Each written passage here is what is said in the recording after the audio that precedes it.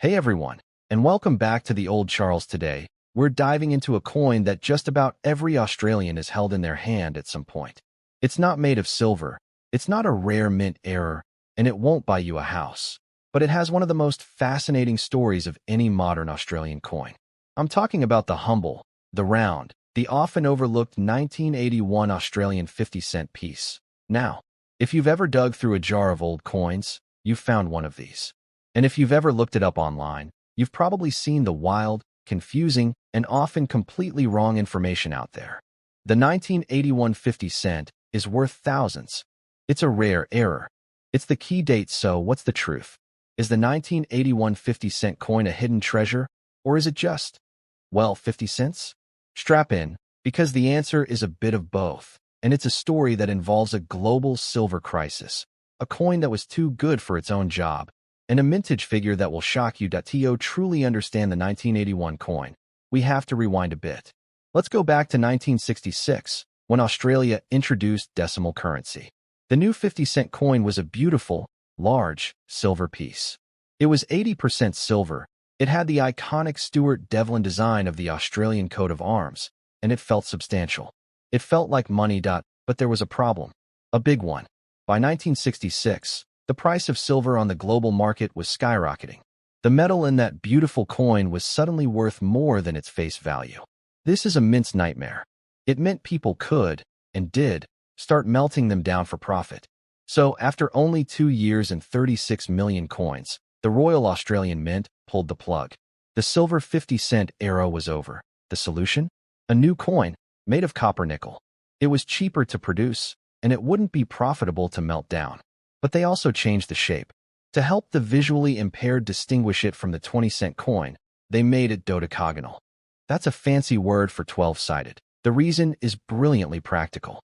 In 1977, to commemorate the Queen's Silver Jubilee, a special round 50-cent coin was minted. It was a commemorative issue.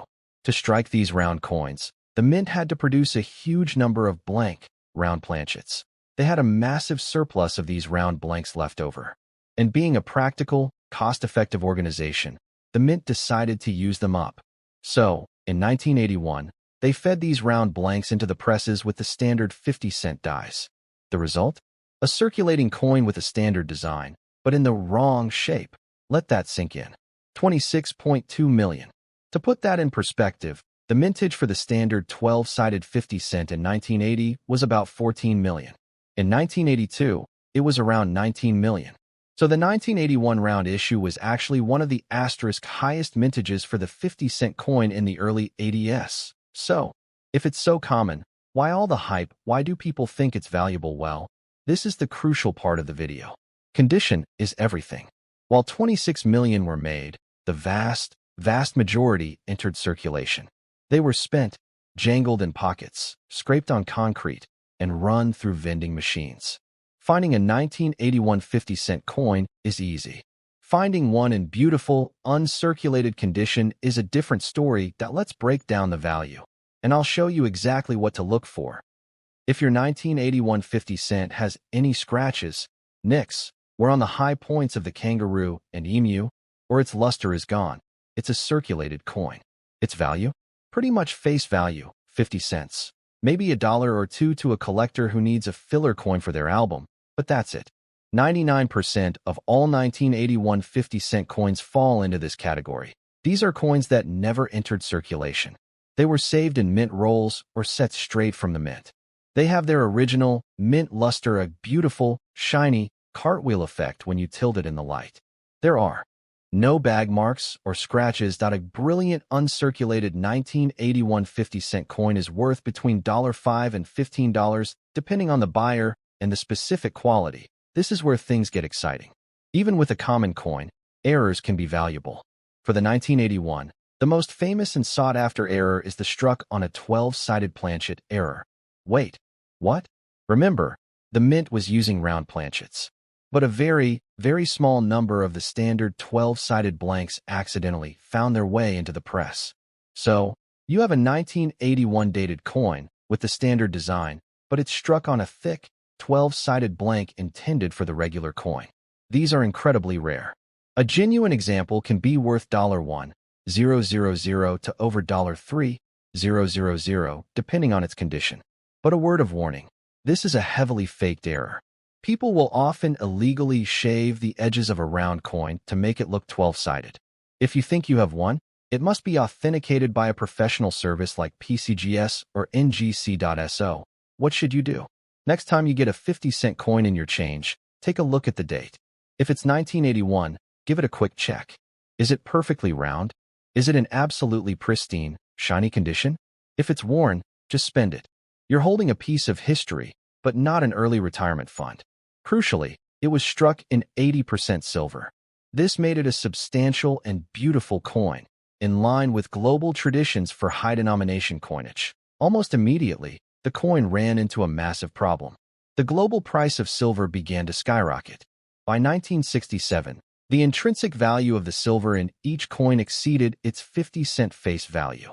This created a huge financial incentive for people to hoard or, worse, melt the coins down for bullion profit. This is a mint's worst nightmare, as it removes coins from circulation and effectively destroys government money. The Royal Australian Mint acted swiftly. After producing coins for only 2 years, 1966 and 1967, they ceased production of the silver 50 cent. The total mintage was just 36.45 million coins. Because of their silver content, all of these coins are now considered bullion coins and are worth significantly more than 50 cents, with their value tied closely to the spot price of silver. For 3 years, from 1968 to 1970, no 50-cent coins were minted for circulation. The mint needed to develop a new coin that was economically viable and could not be profitably melted down. They settled on a composition of 75% copper and 25% nickel, copper-nickel. But they also made a critical design change to help the public, especially the visually impaired, distinguish it from the similarly sized, round 20-cent coin. The story begins not in 1981, but in 1977. That year, a special round 50-cent coin was minted to commemorate the Queen's Silver Jubilee. To produce this commemorative issue, the mint had to manufacture a large number of round. After the 1977 minting, a substantial surplus of these round blanks remained. Rather than waste them, the pragmatic mint decided to use them up for the following year's circulating coinage. The standard coat of arms design was struck onto these leftover round planchets. This created a one-year-only anomaly, a 50-cent coin with a regular design, but in the wrong shape. Because it was only made for 1 year, a myth of great rarity and value sprung up around it. However, the mintage was a massive 26.2 million coins, making it one of the highest mintages of the early 1980s. It is not rare. A worn, circulated 1981 round 50 cent is worth only its face value. A brilliant uncirculated coin might be worth $5 to $15. The true rarity is a mint error, a 1981 coin struck on a 12-sided planchet, which can be worth over $1,000, a coin with only the slightest traces of wear on the very highest points. It retains most